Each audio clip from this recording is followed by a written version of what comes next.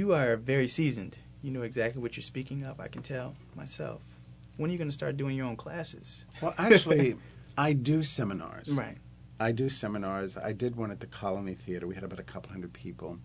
I used to do them probably once every 3 months because I enjoy doing it. I talk about artistry. I talk about passion. And basically what I do, I use the art of storytelling. Right. And the stories are highly emotional. I do, and so I become highly emotional in front of you, but I do it to get you to understand the structure of the story. Absolutely. Create what is your story.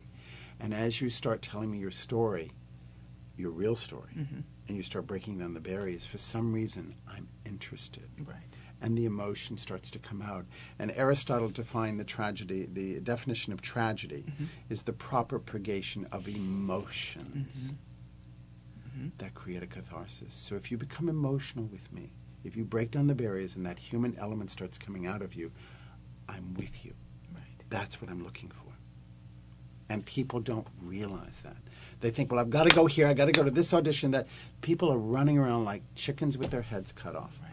And I'm going, take the moment now. This second could be the most important time in your career, and you have no idea what's going on. But people are just, I got to go, I'm late, I got to be somewhere else. Why don't you just take the time and make the most of what's happening? That could be the great opportunity that you may be expecting. Right. But people don't know that, and it's not my job to reveal that. That's true. Because then if you tell people that something is important, if you tell them that it's monumental, that it could be pivoting what they do at this point, it's an overkill. That's true.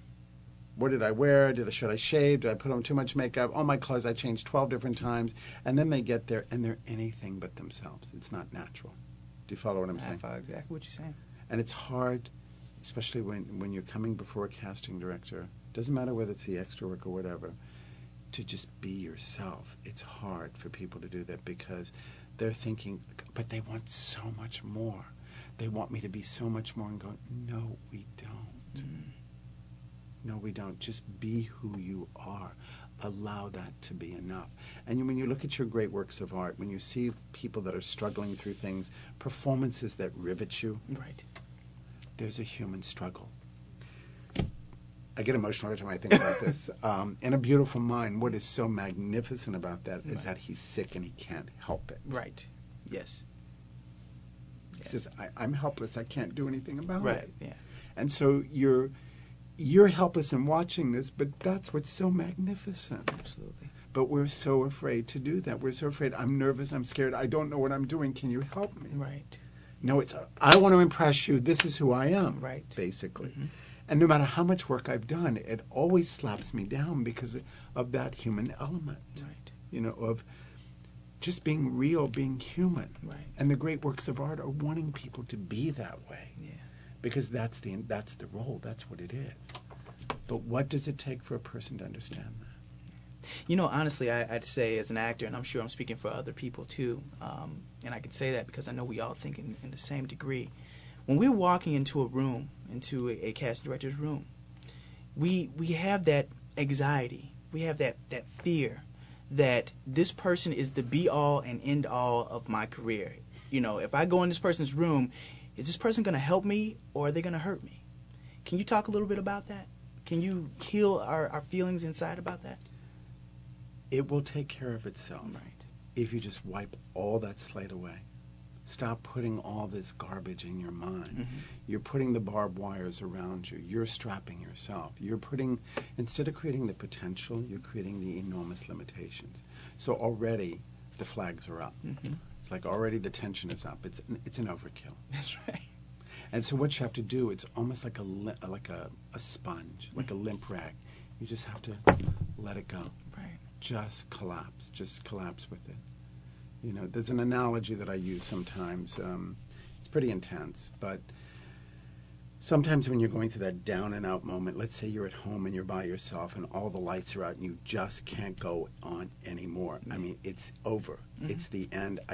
My career, my life, I don't want to do anything anymore. And let's say you're stark naked and you're in your bedroom and you're lying on the hardwood floor and you just give up. You just collapse and you can't move or do anything anymore. And I'm telling this as an extreme. Many times what happens when you just collapse and you just let go, and it's like, I can't go through this anymore. Quite often what happens when you let go and you give in, you submit to the work, so to speak, the floor opens up and you find yourself at the top. Very true. Now you have to think about that for a second. I do. I am actually thinking about that right now. That's a deep analogy that you just brought. But you have to let go. Now, how many people are willing to do that? Right. Every once in a while, you see that magnificent performance. Zoe Caldwell, I saw do masterclass down at the Mark Taper Forum. I have never gotten over that. I saw Phyllis Freelick do Hands of the Enemy, the deaf mute, and Johnny Rubinstein. No, I'm sorry, it was another movie. It was another play called Hands of the Enemy. Never gotten over this. She played a deaf mute. She was the writer of the play. Richard Dreyfuss played the director. And finally, she was lying in her writing. She wrote the play. All the actors walked off stage, the director, everyone walked out of the theater, just left the theater with a deaf mute person in front of 700 people in an audience. And she started crawling around on the stage. The play stopped, and she started screaming. She was in such pain because she could not tell us what she was feeling. And she just threw herself on the stage, and finally she just reared up, and this scream just came through her voice. It was the only sound she could make. She screamed. And I jumped out of my chair, and I walked down to the stage, and I said, "It's okay." And I was not the only person that did that. There were other people going. It was that powerful. And finally, we all went back to our seats. Yeah. Imagine this. It was that powerful. And then finally she typed at a typewriter, and the truth, she created the truthfulness. All right, I'm going to tell you the truth. You're not going to want to hear this, but I'm going to tell you. And finally the actors came back, as they always do. And she handed out the sides. And they started to give life to what she had created, because she had told the truth. And I'm not going to tell you what happened at the end in case you see the play. Yes. It's as if I saw it this morning. It's right there. It always has an impression with me. People make impressions with me. Sometimes it's hard to get over it. And it is painful sometimes. But you learn to work through that pain. As a dancer, the body does hurt. Yes. And when you do splits, and I remember in New York, I was dancing. It was very cold, and the body contracts no matter how much you stretch it. And on a cold day outside, you go into the studio. You're trying to warm up to get the body to work. And I was doing splits, and I could not go down. And the teacher came over with a stick. It was a ballet teacher, and I said, "Don't you dare, because it's a bad day. I'm telling you, it's a bad day I'm going through right now." Right. And finally, he came over, and as I was struggling with this, no matter if I danced for all these years, and he said to me, "Just breathe. Just breathe." And I went. And I took a deep breath. And he said, "Take another breath." And as soon as I started to relax, what happened? I went through the pain. And I went further than I'd ever gone. Relaxation. Just take a breath. Yes. And my mother always said to me, when you get down and out and it gets tough, Yeah. just put one foot in front of the other and just keep moving. It's part of the process. Not too many people talk about this. They all talk about acting. It's the process of the human being and the soul and your journey. And it happens for different people at different times. I'm talking about artistry here right now. And believe it or not, even in terms of the extras casting, this is how I do my